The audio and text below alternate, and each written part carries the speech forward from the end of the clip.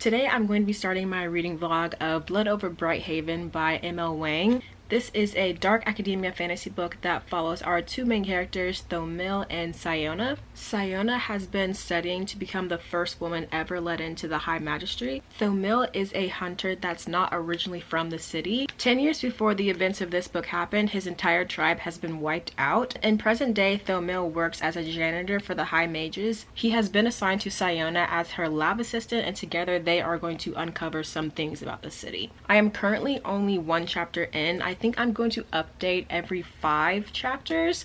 So at the start of this, we see Thomil and the rest of his tribe try and cross the lake of Tiran, and it ends in devastation, and he is basically the only one left. Okay, I'm jumping in here because I realized I forgot to explain what was killing the people. So in this world, there's this thing called blight, and it is a beam of light that comes down, and if it hits you, you die. So that's what's been killing all these people. And it seems sporadic, and they have no idea where it comes from, but that's what's been killing the Quinn people for so long. At the start of the second chapter, we are brought up to present day, and we follow Sciona as she's about to take the High Magistry's exam.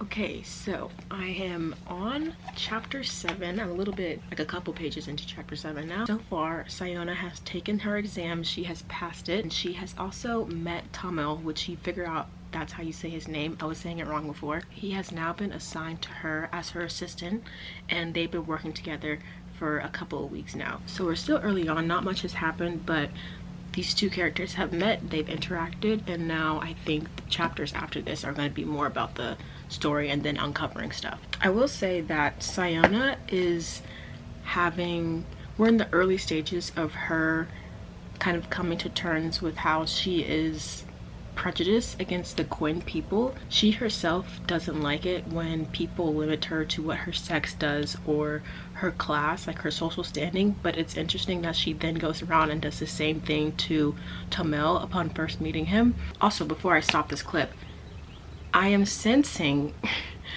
a little romantic tension between the two. I don't know if that's just me making it up. I didn't think this was, it's obviously not a romance fantasy, but I didn't think there was going to be a subplot of romance, even though I'm kind of picking up on that vibe.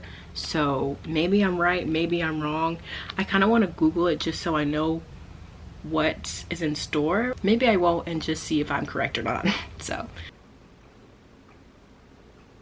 I just read the part of the book where Sciona and Thomil have been working on Ciona's invention for a while now, where Sciona uses different coordinates and spells and stuff to make a mirror into the greater lands outside of the barrier of the city to see where the energy is being taken from. And they figure out that the blight is just the mages killing anything that has a source of energy outside of the coordinates of the city. So any killing from blight is just funneling back into the city to power it. I figured this was what was happening from the very beginning, but now I know. Okay, so far I am this much into the book. I am now in the back half of this book. I stopped reading at chapter 16, and I'm just gonna do a quick update about what has happened.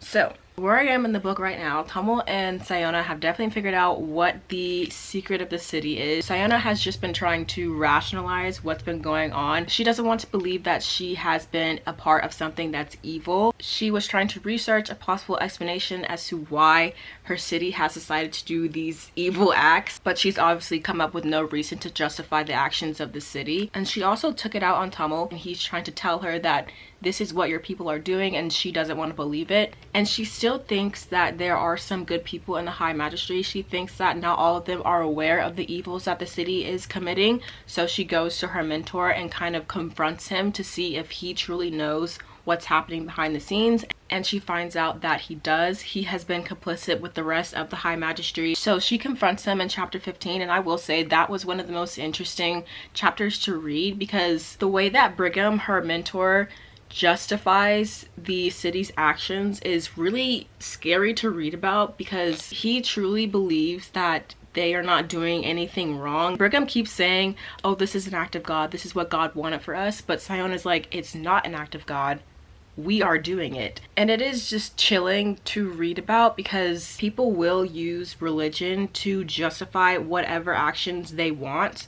But we are on page 256, and I will update when something crazy happens. Where I left off, Sciona is about to present to the archmages what she's been working on this whole time. She is going to expose her finding to all of the high mages. So she exposes the secret that the archmages are killing innocent people to power the city in front of everyone in the room, and they obviously don't like that. But she knows that they're going to try their best to contain her findings to that room, but she has already put a plan in place. She has set up her mirror invention to where if you're using power when the clock strikes 12, you are then being hit by images of people dying because you're using the power in the city. So now everyone knows how the city is being powered, and this creates problems. So the Quinn people start rioting in the street, they start burning things down and killing people. Sciona is arrested and she is kept in a holding cell because she is now a traitor to the city. Her mentor Brigham ends up breaking her out of her holding cell and taking her to his house. He wants Sciona to repent at her trial tomorrow. She is not going to back down and tells Brigham so. So at the trial the next day,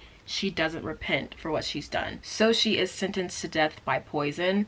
She ends up taking the poison, but before it hits her, Blight comes down and starts killing all the archmages. It turns out that this was a part of her plan all along. Before all of this happened, Sciona came up with a spell that she wanted Thomil to activate when she was on trial. The spell that she sets up makes it so the Blight will kill anyone in the coordinates that she set, and she set it to where her trial was going on. I also was right about the romance in this book. When Sciona is telling Thomil about her plan to blow up everyone, they end up kissing each other after Sciona tells Thomil about the plan because they know this is going to be the last time they see each other. But again, this isn't a romance fantasy. It was kind of doomed from the start. Anyways, after he sets out the spell, he knows he needs to leave the city with his niece Kara. When they're about to leave, he sees that Renthron and Mordra are approaching him. I didn't think to mention these characters before because I wasn't sure if this was going to be a spoiler-free vlog, but about halfway I started saying spoilers. Anyways, Renthron and Mordra are both people that are in the High Magistry. And Renthron has been evil this whole time, and Mordra is kind of just like a side character. He's just there. He was admitted to the High Magistry alongside Sciona, and he's kind of not that great at his job, but he's not evil. So Renthron approaches Thomil, and he knows that he had a part in the spell that Sciona set off. He wants to get the spellograph from Thomil, and he wants to get the coordinates because that's a part of his research that he never could figure out on his own. But during this confrontation, Kara ends up dropping the spellograph onto his head and kills him. Kara wants to kill Mordra, but Thomil ends up sparing his life because he knows Mordra had no idea they were killing people to power the city. And he also knows that all the other archmages are dead, so he will then become Archmage Supreme, which is like the leader of the Magistry. And he thinks that in sparing Mordra's life, he will then go on and use his power in a better way, because Sciona believed that all the mages aren't bad, and if they were just given a chance to do better, they would. So he hopes that Mordra will be a better leader in the future. Thomil and Kara are now trying to escape the city because they know they can no longer stay in it, and they end up meeting a bunch of other Quinn people and they escape together. They end up passing the barriers of Tiran, now knowing that they are free, and now they're just gonna look for another place to live and start their lives over. So now that I'm done with the recap, I would rate this book 4 stars. 4 stars because it was really good. I really enjoyed this book. I also really liked the way that it ended. I kind of figured this couldn't end with everyone alive, so I knew someone was gonna die. I'm kind of happy that it was Sciona because I think that, not that she needed to die, but I think that makes sense for what the story was. I hope you enjoyed this reading vlog. I want to film more of these in the future, so I definitely will be doing this again. And hopefully the next one is better because I know this one was kind of all over the place. But if you like this video, please give it a thumbs up, and I will see you in the next video.